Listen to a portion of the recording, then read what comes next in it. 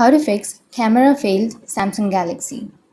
So if you want to fix camera failed on Samsung Galaxy or any other Android devices, then what you need to do is first you need to open up your settings. Once you open your settings, now scroll down and go for apps. Under apps, you need to go for see all apps and go for the search, which is on the upper side, and search for camera.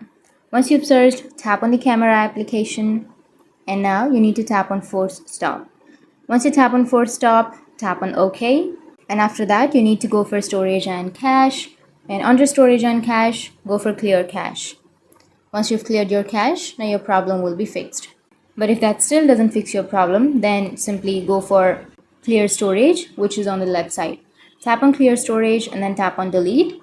And once you've deleted, you can restart your device. Simply press and hold on to that power button. Choose restart and restart your device, and once you've restarted, your problem will be fixed. So that's how you can fix your camera failed Samsung Galaxy problem, and if you have any questions, feel free to comment below. Thanks for watching.